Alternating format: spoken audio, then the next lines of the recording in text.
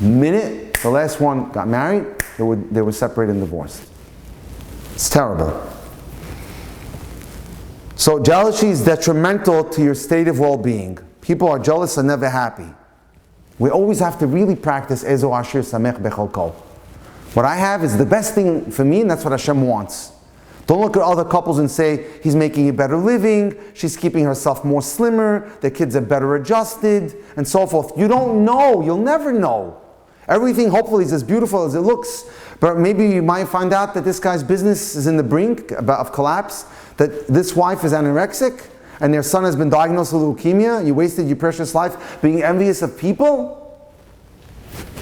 Kfir Kavas tells us very clearly that a happy person is someone who's happy with his lot. Happy, satisfied, appreciative individuals create fantastic marriages. The sixth bracha, which we say under the chuppah, Samech tesamach, re'im ahovim kisamachag yitzrecha b'gan eden mikedem. Make this couple happy like you make the first couple happy, Adam and Chava. What's the connection? Why do I want to make that analogy to Adam and Chava? You know why? When they got married, did they have competition? No.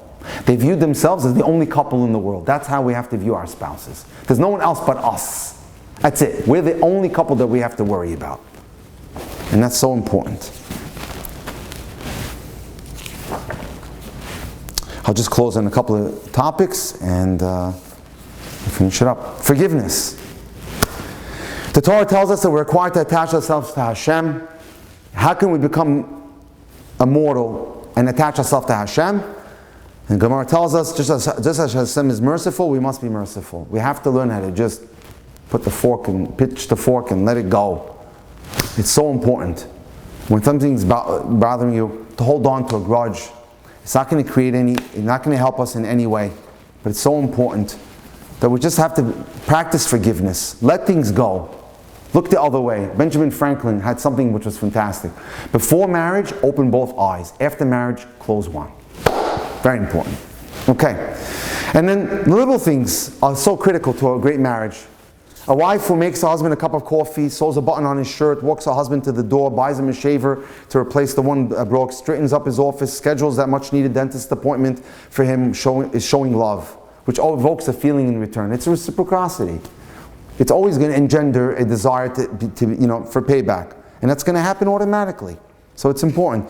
Surprising each other with gifts, leaving little notes of endearment, lending a hand, straightening up, bringing each other cold drinks and walking in, leaving a piece of chocolate on their pillow. All these things are critical and it's very important. So we have to, the little things in life are what make the great, grand marriages. Let me close with a beautiful story. There was a couple who got married in Israel. And they got married around Shavuos time. And the chassan's grandma had a beautiful minhag that she always used to come to the prospective kala coming into her family and present her with a piece of jewelry. She was a well-to-do woman. So, same thing happened to this girl, Zahava. Her future chassan's grandma came one day and presented her with a magnificent ring, even nicer than what he gave her.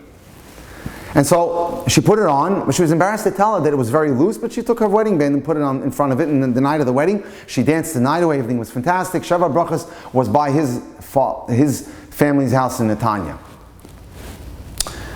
After lunch, she came back with her husband, and her mother-in-law says, Zahava, where's the ring? It's not on your finger. She was turned white as a ghost. I don't know, where could it be? Now we just took a walk, but could you imagine if I lost it on the sand in the beach, where they had taken a walk? It's practically impossible to find. And she says to her husband, Zevi, maybe I took it off to wash Nigel Vastra yesterday in our apartment. They lived about 20 minutes away from Netanya. And she was hoping all day that it was there. Meanwhile, the mother-in-law went upstairs to the room that they had, the Chanasas Orchem room, and went through all her private stuff. She was mortified, didn't know where to hide. And then she came down and she said, do you have any idea what that ring cost? Something like $8,000. And she was so embarrassed. Anyway, there was a chill in the air between the mother-in-law and the daughter-in-law. After Shabbos, Zevi made too sweet out of there, ran back there, checked the apartment high and low, came back, told her it's not there. From that day on, there was a cold, frigid freeze between her and her mother-in-law. Through the summer, things were not that great, so the father of the boy decided, you know what, I can't allow this to go on. He invited the young couple to come and have like a peace seudah. Let's get back together. And they bought them an expensive vase, which they were going to give them after the end of the meal when they would escort them outside the apartment. And he gave it to his wife to give to her daughter-in-law. Wonderful mother-in-law that she was. She's about to give it to her when she says, on second thought, maybe Zevi should carry it. After all, you know what happened with the ring. World War III erupted. She said, that's it, I'm done with this family, I'm never coming back to you ever again, it's over. That's it, no more discussion. Now it's Rosh Hashanah, and he goes to get his frock, bekasha, from the closet, and he puts it on. He goes, honey, you know, you're such a great cook, I can't even close it. As he's attempting to close it, he feels there's a lump right here by the chest. He puts his hand in there, out comes the ring. And she's like beside herself. She says, wow, I'm vindicated. The first person I'm calling is your mother to tell her that you're the Shlamazel and not me. I'm going to tell her now. And she calls up and she says, see, it wasn't me, it was your son after all. She felt like a 50-pound bowling ball off her shoulder. And from that day on, he was like the recipient of all her little digs. If she asked him to go to the bank, she would say to him, you know what, maybe I should hire you a security guard after you know what happened with the ring. Forgot that. Or if she asked him to take the children to the park, she'd give him a little dig. Should I come with you? You don't want to lose the kids on the way there. He never said a word. And years went by and they had many children. 15 years later, grandma's in Olam and MS. You know how women are. They get a hankering for new jewelry. And grandma had one specific jeweler she used to like to shop by in Yerushalayim. And she walked in there. So she walked in this woman and she says, you know my husband's grandmother used to shop here. Sure, I remember her. She was a beautiful customer. She came for years. And she bought me this ring. He goes, very nice. Let me look at it. He looks at it, praises it. He goes, wow, it's worth at least $16,000, double what you're saying she paid for it. But I have to tell you something. I didn't sell this ring. I know my merchandise. This is not something I sold. I would remember this piece.